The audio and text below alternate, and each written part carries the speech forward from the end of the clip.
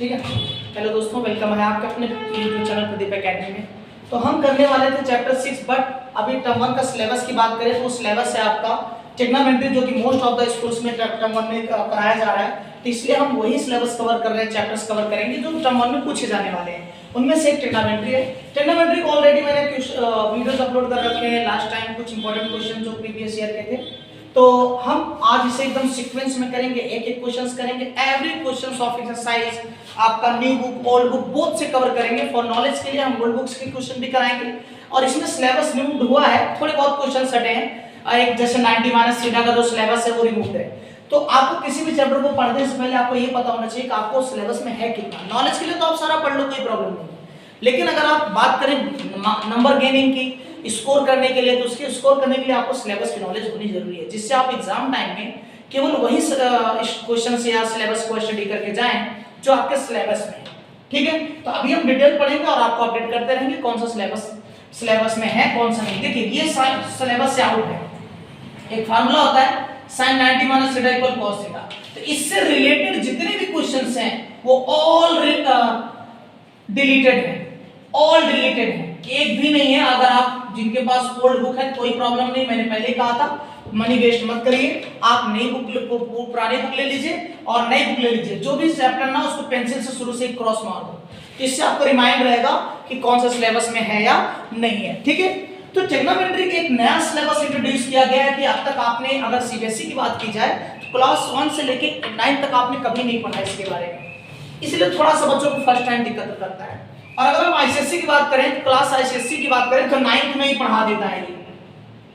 ICSC में 9th class में और सीबीएसई में ये चैप्टर इंट्रोड्यूस होता है क्लास 10th में, 1 साल का डिफरेंस।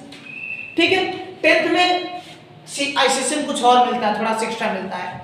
तो अगर हम 9th के आईसीएससी की बात करें तो वहां पर जो आपको मिलेगा वो most of the questions right angle triangle और थीटा और उनके साइड के रिलेशन से मिलेगा। ठीक है, तो ये रहा सिलेबस के बारे में कि कौन सा सिलेबस रिमूव हो गया है और कौन से बोर्ड में कब ये सिलेबस आपको पढ़ने को मिलता है। ओके, तो चलो लेट्स स्टार्ट। ट्रिग्नोमेट्री को पढ़ने से पहले आपको पढ़ना है Pythagoras theorem. What is the Pythagoras theorem? We know that a right angle triangle is a type of triangle, right angle triangle is a type of triangle। ठीक है, और ये right angle triangle होता क्या है? बेसिकली आप अगर मैं टाइप्स ऑफ ट्रायंगल की क्लासिफिकेशन की बात करूं ना तो आपने पढ़ा होगा equilateral triangle, isosceles triangle, equilateral triangle, scalene triangle, साथ ही साथ राइट एंगल ट्रायंगल। ये एंगल के बेसिस पर एंगल होते हैं। तो वैसे 6 ट्रायंगल हैं, तो अगर हम एंगल को देखकर ट्रायंगल डिसाइड करने लगे तो उसका एक टाइप होता है राइट एंगल ट्रायंगल। तो राइट एंगल ट्रायंगल अगर हम ले लेते हैं तो राइट एंगल ट्रायंगल में ये जो साइन होता है ये बताता है 90 डिग्री। ठीक है, तो अगर ये 90 तो 90 के opposite side right angle triangle में इनकी आर्म्स के नाम होते हैं। तो इसको, इसके अपोजिट में ये साइड है जिसका नाम होगा हाइपोटेनियस, हाइपोटेनियस। ठीक है, और हाइपोटेनियस को हम एच लेके चलेंगे। और एक बात बताता हूं, अगर ट्रायंगल राइट एंगल ट्रायंगल है तो खास बात जानते हैं क्या है कि ये सबसे लॉन्गेस्ट साइड होगी, ये सबसे लॉन्गेस्ट साइड होगी ट्रायंगल में, इससे बड़ी साइड कोई और नहीं मिल सकती आपको। दूसरी खास बात, ये जो साइड है इसको आप परपेंडिकुलर या फिर एक और नाम दिया जाता है हाइट या फिर अल्टीट्यूड बोला जाता है। जब आप, इसका एक और चैप्टर है इसी से रिलेटेड, जिस चैप्टर का नाम है एप्लीकेशन ऑफ ट्रिग्नोमेट्री। तो एप्लीकेशन ऑफ ट्रिग्नोमेट्री में यही जो परपेंडिकुलर उसको हाइट या अल्टीट्यूड करके बुलाएगा। ठीक है, तो हम करते हैं परपेंडिकुलर को मान लेते हैं P। अब ये कहलाता है आपका बेस, तो बेस को मान लेते हैं B, बेस को क्या ले लेते हैं B।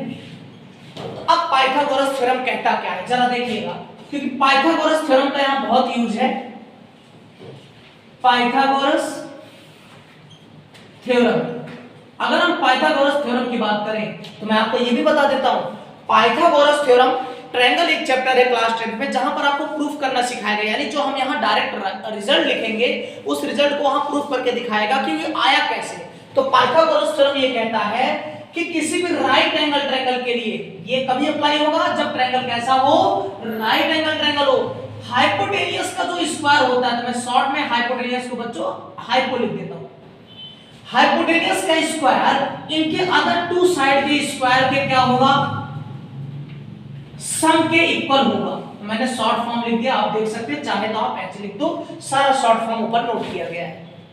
ये आपका रिजल्ट होता है किसी भी पाइथागोरस थ्योरम में, ठीक है। अब आप देखिए, कहने का ये मतलब है कि अगर किसी भी राइट एंगल ट्रायंगल में दो साइड दी है तो तीसरी साइड किसकी मदद से निकाल सकते हैं, पाइथागोरस की मदद से। क्लियर, इसका यूज होगा, मैं आपको यूज इसका बताऊंगा कैसे आएगा, क्वेश्चन जब करेंगे। अब आपको अगला जो पढ़ना है, अगर आप नोटिस करें यहां बहुत सारी चीजें, जैसे क्या, अगर हम ट्रिग्नोमेट्री की बात करें तो यहां पर साइड का रेशियो ले लिया जाए। साइड का रेशियो कैसे, अब आप देखो, पहला इसका नाम दे देते हैं ए, बी और सी। तो आप ये बताओ BC अपॉन AC लिया जा सकता है कि नहीं, देखना जरा, BC अपॉन AC। अगर आप इस साइड का रेशियो ले सकते हो, दूसरा आप तो ऐसे भी तो ले सकते हो, BC upon AB, BC upon दो साइड रेशियो मिल गया। तीसरा क्या मिल सकता है, AB अपॉन तीन साइड रेशियो मिल गया। तो मुझे ये बताओ, जो आपका BC अपॉन AC है, BC ध्यान रखना, जब आप एंगल ये कंसीडर करेंगे, कौन सा A, तब ये परपेंडिकुलर रहेगा, और ये बहुत इंपॉर्टेंट पॉइंट है कि जब आप एंगल A कंसीडर करेंगे तब ये बेस रहेगा और ये परपेंडिकुलर। जैसे कहते नहीं कि आप अगर किसी के साथ अच्छा व्यवहार कर रहे हैं तो भी आपके साथ चांसेस है अच्छा व्यवहार करेगा, आप उसके साथ बैड बिहेवियर रखेंगे तो भी बैड। तो जब आप एंगल ए कंसीडर करोगे ना तभी ये बेस है, अगर आपने एंगल ये लेना शुरू कर दिया तब ये बेस नहीं रहेगा, चेंज हो जाएगा। वो क्या होगा हम बाद में बात करेंगे, इसीलिए मैंने हाईलाइट कर दिया कि आप एंगल ए ले रहे हैं। तो ध्यान से देखना, जब एंगल ए लेंगे तो ये क्या है, BC को कहा गया परपेंडिकुलर, और AC को क्या कहा गया, हाइपोटेन्यूज, इसका सिंबल था। इसी तरह ये फिर से BC क्या है, परपेंडिकुलर, और AB क्या है आपका बेस। इसी तरह यहां आइए, AB क्या है आपका बेस, और AC क्या है आपका हाइपोटेनियस। तो ध्यान से सुनना, किसी भी राइट एंगल ट्रायंगल में जब आप परपेंडिकुलर अपॉन हाइपोटेनियस का रेशियो लोगे तो उसे हमेशा कहा जाता है साइन थीटा, लेकिन हम एंगल क्या बताता है, थीटा। तो हम एंगल ए ले लें तो क्या लिख दिया, साइन एंगल। इसी तरह जब आप परपेंडिकुलर अपॉन बेस ले रहे हैं, चेक कर लो, परपेंडिकुलर अपॉन बेस, तो हमेशा इसके रेशियो को क्या कहा जाएगा, tan थीटा। और जब आप बेस अपॉन हाइपोटेन्यूज लोगे तब उसको कहा जाएगा cos थीटा। ध्यान रखना, हम एंगल ले रहे हैं। तो ये बताओ, अगर ये 3 बन गए, 3 का उल्टा भी तो पॉसिबल है। जैसे इसे क्या लिख सकते थे आप इसे लिख सकते थे AC अपॉन BC, यानी इसको उल्टा कर दो तो हाइपोटेन्यूज अपॉन क्या हो जाता, परपेंडिकुलर। इसी तरह आप यहां उल्टा कर दो, क्या, AB अपॉन AC। जब आप AB अपॉन AC कर देंगे तब ये क्या बन जाएगा, बेस अपॉन परपेंडिकुलर। इसी तरह यहां कर दीजिए AC अपॉन AB, और AC अपॉन AB करते क्या बन जाएगा, हाइपोटेन्यूज अपॉन बेस। तो पता है इसका फिर उल्टा है ना, ये इसी का उल्टा है ना, तो साइन का जो उल्टा होता है, रेसिप्रोकल होता है, उसे कहा जाता है cos theta, cosec theta. Sine का जो रेसिप्रोकल होता है उसे क्या कहते हैं, cosec, और आप A लेके चल रहे हो तो एंगल B, तो यानी एक और रिलेशन आ गया। फिर आइए tan दिया, तो tan का रेसिप्रोकल होता है cot, तो cot A इक्वल हो जाएगा बेस अपॉन हाइपोटेन्यूज, परपेंडिकुलर। इसी तरह tan का cot हुआ, cos का हो जाता है sec, और sec का होता है हाइपोटेन्यूज अपॉन बेस। यानी बेसिकली आपको 6 रिलेशन पढ़ने हैं, इनको कहा जाता है trigonometric ratios. These 6 are known as trigonometric ratios, metric ratios। आपके क्वेश्चन में कहता है फाइंड द ट्रिग्नोमेट्रिक रेशियोज, तो यही आपके ट्रिग्नोमेट्रिक रेशियोज कहलाते हैं। यदि आप 3 याद कर सकते हो तो 3 आपके ऑटोमेटिक आ जाएंगे। समझने के लिए मैं बताता हूं आपको, जैसे कह रहा है कि sin A इक्वल 3/2। अब आपसे कह रहा है cosec बताओ, पहले समझ लीजिए अच्छे से, क्वेश्चन हम करा रहे हैं आपको, बाद में कराएंगे, अभी समझिए। sin A इक्वल कह रहा है 3/2, आपसे कह रहा है cosec निकालो। तो मुझे ये बताओ, मैंने कहा ना sin का उल्टा क्या होता है, cosec, तो cosec क्या हो जाएगा फिर, 2/3 हो जाएगा, सिंपल। अगर कोई कहता है tan A equal A upon B, आप बताइए जी cot A इक्वल क्या होगा, तो आसान है, tan का उल्टा क्या cot, तो ये a अपॉन b है तो ये क्या हो जाएगा b अपॉन a हो जाएगा ना। चेक कर लीजिए इन दोनों में, चेक करो जो p था वो नीचे चला गया, जो b था ऊपर हो गया। तो केवल आप, और इस तरीके की चीजों को लिखने को कहा जाता है रेसिप्रोकल। जब आप न्यूमरेटर को डिनोमिनेटर में लिख देते हो ना, तब उस रिलेशन को क्या कहते हैं, रेसिप्रोकल। तो ये दोनों एक दूसरे के रेसिप्रोकल है। क्लियर? तो ये रहा आपका रेशियो से रिलेटेड क्वेश्चन। तो अगर मैं इतने फार्मूले की बात करूं और इस फार्मूले पर अगर मैं बताऊं तो पहला एक्सरसाइज जो आपका 8.1 है ना, टोटल केवल इसी फार्मूले पर निर्भर है, केवल इस फार्मूले पे। क्लियर? तो मैं पहले एक एक कॉन्सेप्ट कराऊंगा, उस पर एक्सरसाइज कराऊंगा। अब आप देखो, अगर मैंने कहा कि मैंने एंगल ए लिया, अब मान लो कि मैं एंगल ए बदल दूं, सपोज करना यहां पर मैंने कहा कि अब आप एंगल ए ना लीजिए, एंगल ए ना लीजिए, आप एंगल जो है सी लेना शुरू कर दीजिए। जब आप सी लेंगे तो पता क्या होगा, ये बंदा नहीं बदलेगा। कौन सा बंदा? ये आर्म जो है हाइपोटेनियस ही रहेगी। अब एच लिख रहा हूं, एच आपको समझ में आ रहा होगा क्या है, हाइपोटेनियस। ये दोनों आपस में बदल जाते हैं। जब आप ये एंगल सी लेना चाहेंगे तब आपका ये जो परपेंडिकुलर था ये बेस बन जाएगा, और जो बेस था वो क्या बन जाएगा। अब आप रिलेशन निकालो, जरा रिलेशन निकाल लेते हैं। देखिए क्या है, साइन सी, जब आप साइन सी लोगे तो वो क्या होता है, परपेंडिकुलर अपॉन हाइपोटेन्यूज। लेकिन मुझे ये बताओ, इस बार आप परपेंडिकुलर यहां बीसी था परपेंडिकुलर, जबकि यहां परपेंडिकुलर क्या है, एबी है, तो क्या हो गया आपका एबी अपॉन बीसी। मैच कर लो जरा क्रॉस, क्या ये सेम है? नहीं है। चेक करो आप, यहां BC अपॉन AC था, यहां AB अपॉन, तो वैल्यू चेंज हो रही ना। क्या, कैसे चेंज करने पर, एंगल चेंज करने पर वैल्यू बदल जाती है। लेकिन ये नहीं बदलेगा, ये कॉन्सेप्ट अब भी रहेगा, परपेंडिकुलर अपॉन हाइपोटेन्यूज। यहां 90 डिग्री बना लीजिए। अगेन आ जाइए, मैं 3 करा देता हूं, tan लेते हैं तो tan C लिखेंगे। अब देखो tan होता है परपेंडिकुलर अपॉन हाइपोटेन्यूज होता है, लेकिन इस बार अब परपेंडिकुलर क्या बना, AB, तो AB, और हाइपोटेन्यूज क्या हुआ, sorry perpendicular upon base, base क्या हुआ BC। फिर मैच करिए आप, देखो डिफरेंस आ गया कि नहीं। यहां पे चेक करो, यहां BC अपॉन AB है, यहां AB अपॉन BC है। क्लियर? डिफरेंस है ना। अब आइए अगला देखिए, cos C की बात करें, cos होता है बेस अपॉन हाइपोटेन्यूज। अब आप बताओ, जब आप C लेंगे तो C लेंगे तो बेस क्या हुआ BC, और हाइपोटेन्यूज क्या हुआ AC। अब जरा आप नोटिस करो, cos को भी चेक कर लो, ये रहा आपका cos। अब आप नोटिस करो, AB अपॉन AC है, जबकि यहाँ BC अपॉन, तो वैल्यू बदल रही है ना। R बदल जाएंगे तो वैल्यू बदल जाएगी। समझाने के लिए मैं बताता हूं, मान के चलो कि आपने यहां बेस लिया है 3 और यहां लिया है परपेंडिकुलर 2, या आपने यहां लिया है 4, तो ये आ जाएगा 5। अब देखो मैं समझाता हूं कैसे। अगर आप जब ये निकालेंगे, देखो कह रहा है परपेंडिकुलर अपॉन हाइपोटेन्यूज, जब आप एंगल ए लेंगे, ध्यान देना, जब एंगल ए लोगे तब आपका परपेंडिकुलर ये होगा। और इसमें बताते हैं, चलो पहले जब आप एंगल सी ले रहे हैं तो कह रहा है बेस और परपेंडिकुलर क्या हुआ 4 और हाइपोटेन्यूज क्या हुआ 5। आंसर कितना आया 4/5। लेकिन मुझे ये बताओ, इसी ये वैल्यू यहां भी लिख दो, 3 4 5। अब जब आप एंगल ए ले रहे हैं तब आप बताओ परपेंडिकुलर की वैल्यू कितनी है 3, और बेस की वैल्यू कितनी है, हाइपोटेन्यूज की वैल्यू कितनी है 5। मैच करो, अलग हुए कि नहीं। ये 5 ये 4 ये 3, 5 4 3। लेकिन जब एंगल ए ले रहे हैं तो परपेंडिकुलर अपॉन हाइपोटेन्यूज तो 3/5। लेकिन जैसे आपने सेम ट्रायंगल है, आपने ए ना लेकर क्या लिया सी लिया। अब देखो क्या है, अब ये आपका परपेंडिकुलर ये बन गया और हाइपोटेन्यूज तो 4/5 आया। मतलब वैल्यू बदल जाएगी जब आप एंगल बदल देंगे। क्लियर हो गया? तो अब हम इतने से ही हम क्वेश्चंस करना शुरू करेंगे, इतने में ही आपका हो जाएगा। ध्यान से देखना कैसे हो रहा है। पहला क्वेश्चन एक्सरसाइज है आपका 8.1। ओके, देखिए कह रहा है कि एक राइट एंगल ट्रायंगल बनाइए, और राइट एंगल ट्रायंगल बनाने के बाद वो कह रहा है कि राइट एंगल होना चाहिए बी पर, तो यानी बी को राइट ले लो। अब यहां आपकी मर्जी, यहां ए ले लीजिए, यहां से कोई फर्क नहीं पड़ेगा। लेकिन अगर जिस पर राइट एंगल ट्रायंगल कहेगा ना, राइट एंगल ट्रायंगल वही होना चाहिए। अगर ये सी कहता तो यहां सी होना कंपलसरी था, ठीक है। अब इसमें कह रहा है AB की मतलब 20, फिर कह रहा है BC 7 है, और आपसे कह रहा है पहला पार्ट। देखिए क्वेश्चन 1 का पहला पार्ट कह रहा है साइन A cos A बताइए क्या होगा ना।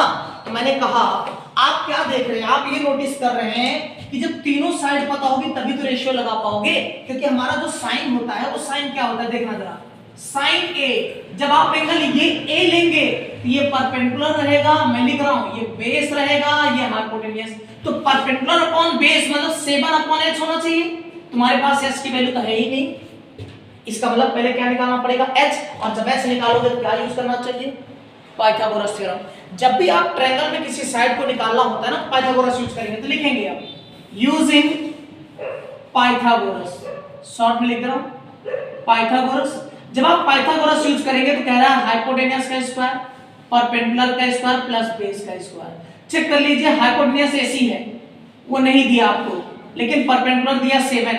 मैंने कहा ना जब एंगल ए ले रहे हैं तो 7, और यहाँ कितना 24 का स्क्वायर कितना होता है, ये आ जाएगा 7 स्क्वायर 49, 24 का 16, और ये आ गया आपका 0 4 8, ये आएगा 576 को इसमें जोड़ दो, 9 6 15 7 4 11 12 625 ना, और स्क्वायर हटेगा तो अंडर रूट, तो कितना आ गया 25।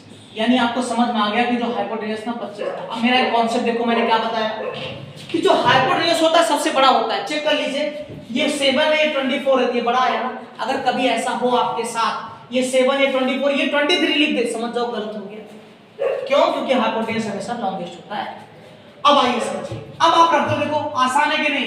कह रहा जब एंगल ए लेंगे तो मैंने लिख दिया ये परपेंडिकुलर है, ये बेस, तो 7 कितना हुआ 25 पाया कि नहीं बताओ। अब आपसे कह रहा है cos A भी निकालो। जब आप cos A लोगे, cos होता है बेस अपॉन, जब एंगल ले लेंगे तो बेस अपॉन हाइपोटेन्यूज। अब बेस क्या है 24 और हाइपोटेन्यूज क्या है 25। ये दो आंसर हो गए पहले क्वेश्चन पार्ट के। एक चीज और है, इसको के लेके की, अच्छा ठीक है ये बिल्कुल सही है, क्लियर हो गया। अब आइए जरा दूसरा पार्ट क्या कह रहा है आपके पास, आपको अभी बताता हूं। दूसरा कह रहा है आपको बताओ साइन सी कॉस सी। देखो मैंने जो बताया ना साइन सी कॉस सी, तो आपको पता है साइन सी की वैल्यू फिर वही परपेंडिकुलर अपॉन हाइपोटेन्यूज तो होगा, लेकिन अब साइन सी जब लेंगे तब बताता हूं, ध्यान देना। जैसे साइन सी लोगे, जब एंगल ये लोगे तब ये परपेंडिकुलर नहीं रहेगा, क्या बनेगा बेस, और जो बेस है वो क्या बन जाएगा परपेंडिकुलर। अब फार्मूला लगाओ, साइन सी कहता क्या है, साइन कहता है परपेंडिकुलर अपॉन हाइपोटेन्यूज। अब परपेंडिकुलर कौन है देखो 24, और हाइपोटेन्यूज कौन है, चेक करो डिफरेंस है या नहीं। एंगल बदल गया, वैल्यू बदल गई। और कह रहा है cos c बताओ, cos c अगेन cos यही होता है बेस अपॉन हाइपोटेन्यूज। अब देखो बेस जब आप c ले रहे हैं तब बेस कौन है 7, और हाइपोटेन्यूज कितना है 25। अब मैच करो डिफरेंस है या नहीं है, वैल्यू बदल रही है या नहीं बदल रही। तो आसानी से आप जो है ऐसे क्वेश्चंस को प्रॉपर्ली बहुत आसानी से कर सकते हैं। बस थोड़ा सा ध्यान रखना है आपको कि किस तरीके से एंगल बदलेंगे तो वैल्यू बदलेगी, बस उसमें और कुछ नहीं है। परपेंडिकुलर बेस कर देना, बेस परपेंडिकुलर कर देना, आसान। क्लियर हो गया। तो पहला पार्ट आपसे सॉल्व करवा लिया गया। देखिए अगर अगला क्वेश्चन क्या है, चलो रफ करते हैं। क्वेश्चन 2 अब आपसे कह रहा है tan p minus cot r निकालिए। क्वेश्चन 2 कह रहा है tan p minus cot r बताओ कितना होगा, ये वैल्यू निकालनी है। लेकिन कंडीशन इस बार ट्रायंगल बना बनाया दिया है, उसने कहा ऐसे नहीं दिया, उसने ऐसा दे रखा है, और आपसे कह रहा है ये p है, ये q है, ये r है, ये 13 है, ये 12 है, तो सेंटीमीटर में है, और आपसे कह रहा है ये बताओ। फिर से अगेन वही बात है, आप मुझे बताइए अगर मैं tan p और cot p की बात करूं तो tan p होता है, tan होता है परपेंडिकुलर अपॉन बेस, ये रहा परपेंडिकुलर, ये रहा बेस, माइनस cot होता है बेस अपॉन परपेंडिकुलर, उल्टा उसी का, तो बेस अपॉन परपेंडिकुलर। लेकिन मुझे ये बताओ यहां पर तो आपको ये रहा, जब ये 90 डिग्री लोगे ना तो 90 का अपोजिट जो है ये आपका हाइपोटेन्यूज हुआ, ये परपेंडिकुलर हुआ, ये बेस हुआ। तो बेस तो आपको पता ही नहीं है कितना है, बिना बेस आया वैल्यू तो रख नहीं पाएंगे। तो हम क्या करते हैं, फिर से यूज करेंगे पाइथागोरस। यूजिंग पाइथागोरस कहता क्या है, ध्यान सुनना, हाइपोटेन्यूज का स्क्वायर, परपेंडिकुलर का स्क्वायर प्लस बेस का स्क्वायर। अब आपके पास ये हाइपोटेन्यूज है और ये वैल्यू आपको दे रखी है 13 का स्क्वायर, ढंग का फोकस रहेंगे तभी क्लियर होगा। परपेंडिकुलर कितना है 12 का स्क्वायर और इधर कितना है बेस का स्क्वायर। अब ध्यान से देखना, ये स्क्वायर करेंगे 144 और ये करेंगे तो 169, तो ये 169 ये बनता है इधर आके माइनस, इधर कितना बताओ कितना आएगा 525, ये बेस स्क्वायर, ये रूल होता है स्क्वायर हटेगा अंडर रूट, तो कितना आ गया बेस आ गया, देखो आपके पास कितना 5। अब रख दो ना, कितना आसान है। ध्यान देना मैं यही चेंज करूंगा, जब आप tan p लेंगे पहले r लेते, जब एंगल r लोगे तो ये बेस रहेगा, ये सब कुछ यही रहेगा। जब यहां एंगल लेते हैं ना यहां वाला, तो ये सब कुछ यही रहेगा, तो इसके हिसाब से वैल्यू रखो। बेस क्या है 5 और परपेंडिकुलर कितना है 12। लेकिन मुझे बताओ जब आप एंगल ये लेना चाहेंगे तब ये जो परपेंडिकुलर था क्या बन जाएगा बेस, और जो बेस था वो क्या बन जाएगा। अब आप देखो, अब फिर से परपेंडिकुलर कौन बना 5 और बेस कौन बना 12। देखो दोनों सेम है कि नहीं, चेक करो। आप एंगल बदल जाने से वैल्यू बदल गई, और tan p फिर π/12 तो r भी इतना ही रहेगा, तो बताओ वैल्यू 0 है कि नहीं, क्योंकि दोनों सेम है, सेम होते ही दोनों माइनस हो गए, और जैसे ही दोनों माइनस हो गए तो आपका वैल्यू 0 हो गया। तो एंगल का कमाल है, बाकी पाइथागोरस है। आप ये राइट एंगल ट्रायंगल आप क्लास 4 5 6 से पढ़ते सीखते चले आ रहे हैं, तो उसी का खेल है, साइड बदलेगा एंगल बदलेगा, बस आसान है। क्लियर हो गया। अगेन देखिए आपके पास एक क्वेश्चन और दे रखा है, क्वेश्चन नंबर 3, चलो रफ करते हैं इसे भी। क्वेश्चन नंबर 3 क्या कह रहा है, क्वेश्चन नंबर 3 कह रहा है कि इफ साइन ए, 3 देखेंगे, इफ साइन a इक्वल 3/4, आपसे कह रहा है कैलकुलेट, यानी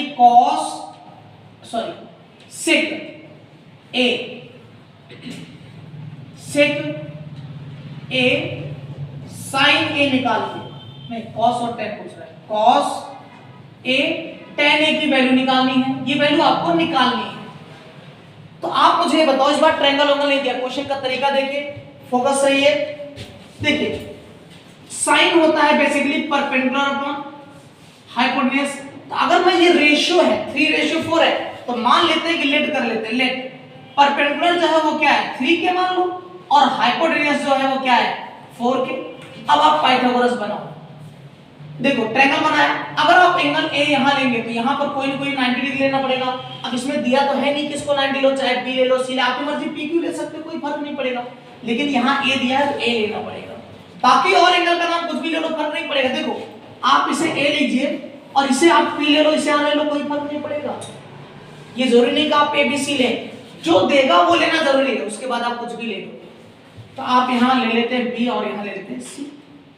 अब मुझे बताओ P परपेंडिकुलर हो गया, जब आप एंगल ये लेंगे तब ये परपेंडिकुलर रहेगा 3 के, और ये रहा हाइपोटेन्यूज 4 के, ये आपको नहीं पता।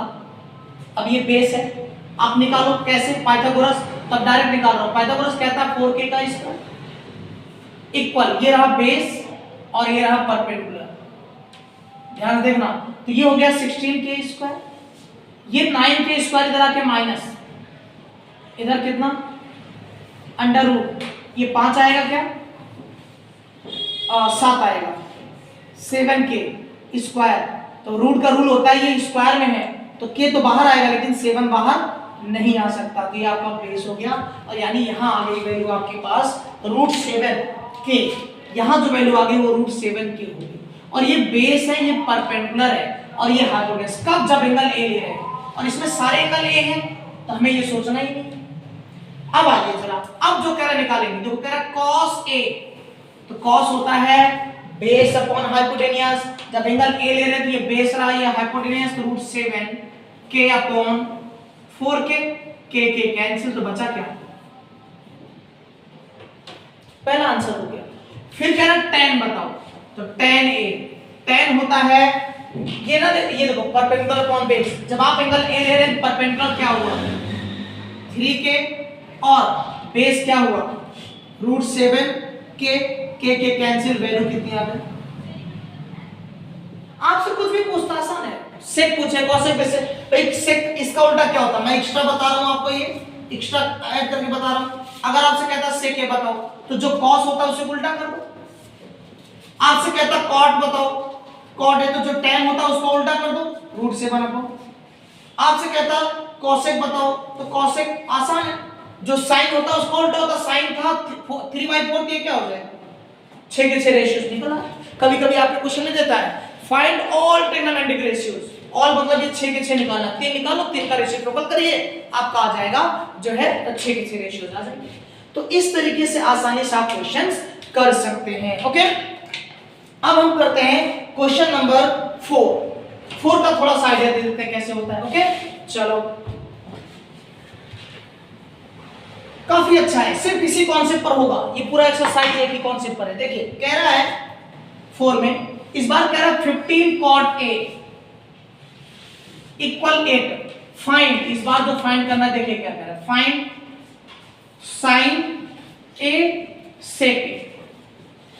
तो देखो बहुत आसान था। अगेन आप यहां देखो ये 15 मल्टीप्लाई है, इधर आके क्या कर देगा डिवाइड, तो 15 cot A इक्वल 8/15, रूल वही अप्लाई कर लो, कौन सा, cot क्या होता है बेस अपॉन हाइपोटेन्यूस, मतलब ये बेस है। अब मैं डायरेक्ट करा रहा हूं, एक मैंने ट्रिक बता दिया, मतलब कौन से बता दिया के लेके करना है, अब आपको मैं डायरेक्ट करा रहा हूं, ये बेस होगा, ये परपेंडिकुलर, तो अगर आप राइट एंगल ट्रायंगल बनाओ और एंगल ए ले लो तो इनको बी ले लो और इनको सी, इसका मतलब आपके पास बेस कितना है 8 और परपेंडिकुलर कितना है 15। इन दो पाइथागोरस क्या कहता है, हाइपोटेन्यूस के स्क्वायर, बेस और परपेंडिकुलर का स्क्वायर करके क्या कर दिया जाए, सम चेक कर लीजिए, बेस और परपेंडिकुलर का स्क्वायर कर दो सम, 8 का स्क्वायर 64, इसका कितना होता है 225, ऐड कर दीजिए जी 9 289, और ये हाइपोटेन्यूस का स्क्वायर, स्क्वायर अंडर रूट किया आता है 17, तो यानी ये कितना आ गया 17 के चलेगा। अब आप देखो आसान है, कह रहा है साइन निकालो, साइन ए, तो साइन क्या होता है परपेंडिकुलर अपॉन हाइपोटेन्यूस, परपेंडिकुलर आपका 15 और हाइपोटेन्यूस कितना 17। फिर कह रहा है सेक बताओ, तो ये बताओ cos का उल्टा सेक होता है, cos है बेस अपॉन हाइपोटेन्यूस, तो सेक होगा हाइपोटेन्यूस अपॉन, तो हाइपोटेन्यूस कौन है ये रहा, और बेस क्या है आपका ये जो आपने निकाला ये सॉरी ये 8 था ना, तो बेस अपॉन हाइपोटेन्यूस, तो बेस है आपका 8, एक मिनट, बेस अपॉन हाइपोटेन्यूस, तो सेक होगा हाइपोटेन्यूस अपॉन, तो हाइपोटेन्यूस कितना है 17 और बेस कितना है 8, दो ही पूछ लो, आपको मर्जी tan निकालो, लो एक्स्ट्रा निकालो, एक्स्ट्रा कैलकुलेशन करा दे तो कह रहा है tan निकालो, तो आप देखो ना tan कहता क्या है, tan कहता है परपेंडिकुलर अपॉन बेस, तो परपेंडिकुलर की वैल्यू फिर 15 और बेस की वैल्यू 8 आ गया tan। कहता है cot निकालो, इसी को उल्टा कर दो, cot तो दिया ही है 8/15, चेक कर लो इसका उल्टा भी कितना होगा। आपसे कहता है cos निकालो, तो cos किसका उल्टा होता है sec का, तो ये हो जाएगा 8/। तो आप आसानी से कर सकते हैं, चैप्टर इजी है, बस नया है तो थोड़ा सा लोगों को लगता है। तो आज मैं केवल कितने क्वेश्चंस 4 क्वेश्चंस करा रहा हूं, नेक्स्ट इसमें 11 क्वेश्चंस हैं, हम इसको और नेक्स्ट करेंगे नेक्स्ट क्लास में। तो आज के लिए इतना ही, गुड डे।